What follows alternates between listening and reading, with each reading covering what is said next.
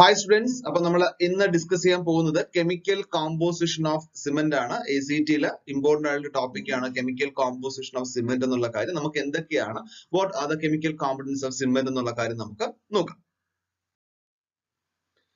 Since the raw material consists mainly of lime, silica, alumina and iron oxide, this form the major constituent of Portland cement. അപ്പോൾ Portland cementന്റെ major constituent എന്തൊക്കെയാണ് എന്ന് ചോദിച്ചു കഴിഞ്ഞാൽ lime, silica, alumina and iron oxide.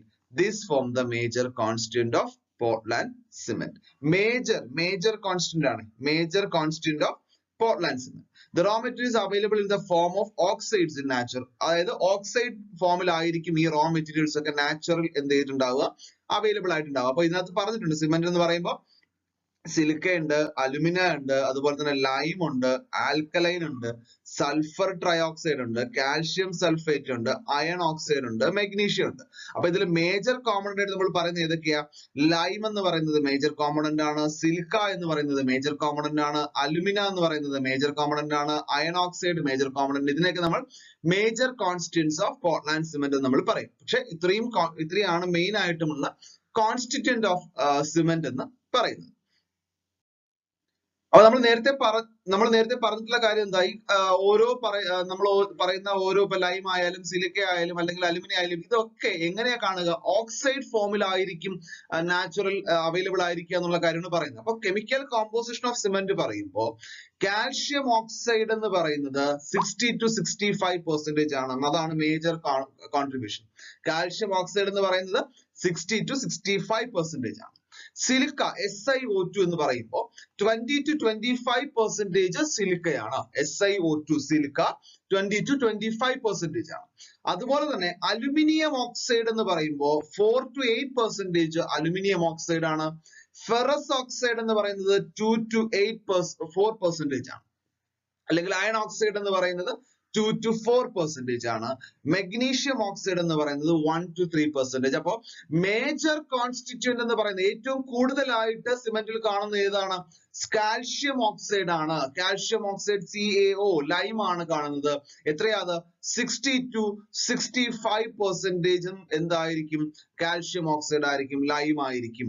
അതുപോലെ 20 to 25% എന്ന് പറയുന്നത് silica ആയിരിക്കും. Aluminium oxide എന്ന് പറയുമ്പോൾ 4 to 8% ആണ്.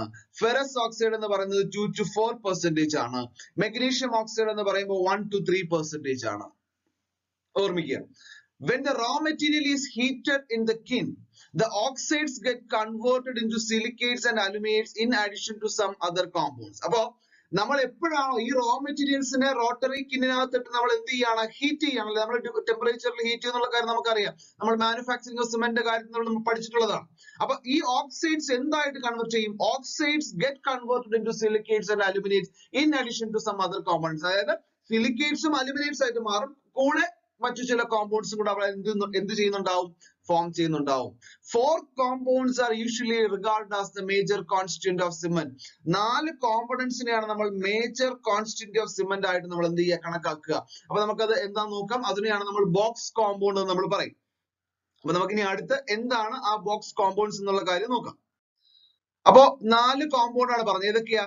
Try calcium silicate, di calcium silicate, tri calcium aluminate, tetra calcium aluminoferrite. അപ്പൊ അതിലെ മേജർ കോൺസ്റ്റിറ്റ്യൂന്റ് C3S. ഇതിനെ ഡിനോട്ട് ചെയ്യുക. ട്രൈ കാൽഷ്യം സിലിക്കേറ്റ് എന്ന് പറഞ്ഞാൽ C3S എന്നാണ് ഡിനോട്ട് ചെയ്യുക. ഡൈ കാൽഷ്യം സിലിക്കേറ്റ് എന്ന് പറയുമ്പോൾ അതിനെ ഡിനോട്ട് ചെയ്യുന്നത് C2S എന്നാണ്. ട്രൈ കാൽഷ്യം അലുമിനേറ്റിനെ ഡിനോട്ട് ചെയ്യുന്നത് C3A എന്നാണ്. ടെട്രാ കാൽഷ്യം അലുമിനോഫെറേറ്റിനെ ഡിനോട്ട് ചെയ്യുന്നത് C4AF എന്നാണ്. Tetra calcium aluminoferrite. അതില് tri calcium silicate 39 to 50% constant of cement എടുത്താൽ അത് എന്തായിരിക്കും? ട്രൈ കാൽഷ്യം സിലിക്കേറ്റ് ആയിരിക്കും. 20 to 25% ഡൈ കാൽഷ്യം സിലിക്കേറ്റ് ആണ്. 8 to 12% ട്രൈ കാൽഷ്യം അലുമിനേറ്റ് ആണ്. ടെട്രാ കാൽഷ്യം അലുമിനോഫെറേറ്റ് ആണ് 6 to 10% എന്ന് പറയുന്നത്. This shortened notation used by the cement chemist describes each oxides by another. അതായത് ഇപ്പൊ കാൽഷ്യം ഓക്സൈഡ് ഞാൻ C എന്ന് ഡിനോട്ട് ചെയ്തിട്ടുണ്ട്. അതാണ് ഇവിടെ ട്രൈ കാൽഷ്യം എന്ന് പറയുമ്പോൾ ഞാൻ C3 എന്ന് എടുത്തത്. SiO2 അതായത് സിലിക്കേറ്റിനെ ഞാൻ S എന്ന് ഡിനോട്ട് ചെയ്തു. Al2O3 അലുമിനേറ്റിനെ ഞാൻ എന്തെടുത്തു? A എന്ന് ഡിനോട്ട് ചെയ്തു. Fe2O3 ഫെറസ് ഓക്സൈഡിനെ ഞാൻ F എന്ന് ഡിനോട്ട് ചെയ്തു. Likewise, H2O is hydrated cement is denoted as H and SO3 is denoted as S. അപ്പൊ ഇത് ഓരോന്നിന്റെ അബ്രിവേഷൻ എങ്ങനെയാണ്? ഇപ്പൊ C3 എന്ന് പറയാൻ കാരണം എന്ന് വെച്ചാൽ ട്രൈകാൽഷ്യം ആണ്. ആ C എന്ന് പറഞ്ഞാൽ കാൽഷ്യം ഓക്സൈഡ് ആണ്. Okay. The calculation of potential composition of Portland cement is based on the work of R.H. Bogue. R.H. Bogue എന്ന് പറയുന്ന ആളും ആണ് മെയിൻ ആയിട്ടും എന്ത് ചെയ്തത് ഈ പറയുന്ന പൊട്ടൻഷ്യൽ അതായത് composition of Portland cement calculation ചെയ്തിട്ടുള്ളയാൾ. അതുകൊണ്ട് തന്നെയാണ് നമ്മൾ ഈ കോമ്പൗണ്ട്സിനെ ഒക്കെ നമ്മൾ പറയുന്നത് എന്ത് പേര് വിളിച്ച് പറയുന്നു? ബോക്സ് കോമ്പൗണ്ട് എന്നാണ് ഈ കോമ്പൗണ്ട്സിനൊക്കെ നമ്മൾ പറയുക, അല്ലെങ്കിൽ ഇതിനെ ബോക്സ് കോമ്പോസിഷൻ എന്ന് പറയും. എക്സാമിന് പല ആവർത്തി ചോദിച്ചിട്ടുള്ളതാണ് എന്തൊക്കെയാണ് ബോക്സ് കോമ്പൗണ്ട്സ് എന്നുള്ള കാര്യം. The silicates C3S and C2S are the most important compounds which are responsible for the strength of hydrated cement paste. Hydrated cement paste inde strength ile major contribution ഓർമ്മിക്കുക C3S and C2S അതായത് tricalcium silicate dicalcium silicate ആണ് most important components which are responsible for the strength of hydrated cement paste. Hydrated cement paste ന്റെ സ്ട്രെങ്തിന് കാരണമായിട്ടുള്ള major കാരണക്കാർ എന്ന് പറയുന്നത് ആരൊക്കെയാണ്? C3S ഉം അതുപോലെ തന്നെ C2S ഉം ആണ്. The presence of C3A in cement is undesirable. It contributes little or nothing to the strength of cement except at early ages. And when hardened cement paste is attacked by sulfate, the formation of calcium sulfoaluminate may cause disruption. അപ്പൊ ഇവിടെ C3A എന്ന് പറയുന്നത് അതായത് ട്രൈകാൽഷ്യം aluminate എന്ന് പറയുന്നത് പ്രത്യേകിച്ച് സ്ട്രെങ്തിൽ ഒന്നും contribute ചെയ്യുന്നില്ല. അതായത് ഏർലി ഏജസിൽ ഒരു ചെറിയൊരു കോൺട്രിബ്യൂഷൻ എന്നുള്ളതല്ലാണ്ട് കോൺക്രീറ്റിന്റെ ഏർലി ഏജസിൽ ഒരു ചെറിയ സ്ട്രെങ്ത് കോൺട്രിബ്യൂഷൻ അല്ലാണ്ട് വേറെ ഒന്നും മേജർ ആയിട്ടുള്ള സ്ട്രെങ്തിൽ കാര്യമായിട്ട് ആര് കോൺട്രിബ്യൂട്ട് ചെയ്യുന്നില്ല? C3A കോൺട്രിബ്യൂട്ട് ചെയ്യുന്നില്ല. പക്ഷേ hardened cement paste is attacked by the hardened cement paste sulfate attack ഉണ്ടാകുമ്പോൾ formation of calcium sulfoaluminate അതായത് അവിടെ എന്ത് ഫോം ചെയ്യും? ഈ അലുമിനേറ്റ് C3A ഉള്ളത് കൊണ്ട് കാൽഷ്യം സൾഫോഅലുമിനേറ്റ് അവിടെ ഫോം ചെയ്യും. അത് അവിടെ എന്ത് ചെയ്യും? ഡിസ്ട്രപ്ഷൻ സൾഫേറ്റ് കാരണം ഉണ്ടാകുന്ന പ്രശ്നങ്ങൾ നമുക്ക് അവിടെ എന്ത് ചെയ്യാൻ പറ്റും? ഓവർകം ചെയ്യാൻ പറ്റുകയും ചെയ്യുന്നു. അപ്പോൾ ഹാർഡൻ കോൺക്രീറ്റിലാണ് ശരിക്കും C3A പെർഫോമൻസ് എന്ന് പറയുന്നത്. C3A is beneficial in the manufacture of cement in that it facilitates combination of lime and silica. C3A അതായത് tricalcium aluminate is beneficial in the manufacture of cement in that it facilitates the combination of lime and silica and combination facilitate ചെയ്യുന്നുണ്ട് ആര്? C3A tricalcium aluminate.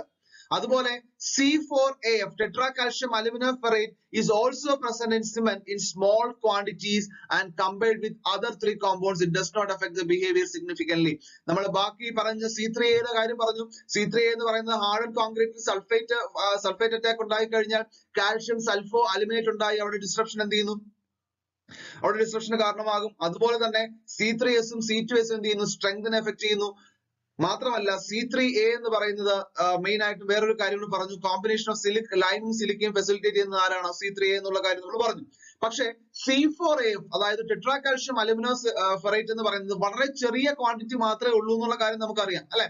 അതായത് single digit percentage മാത്രമാണ് ഉള്ളത്. And compared with other three compounds ബാക്കിയുള്ള 3 കോമ്പൗണ്ട്സിനെ compare ചെയ്യുമ്പോൾ ഇത് കാര്യമായിട്ട് അതിന്റെ സ്ട്രെങ്തിനെയോ അല്ലെങ്കിൽ ഒന്നിനെയും എന്ത് ചെയ്യുന്നില്ല? എഫക്ട് ചെയ്യുന്നില്ല. അപ്പൊ അവിടെ മേജർ ആയിട്ടുള്ള റോൾ ആർക്കാണ്?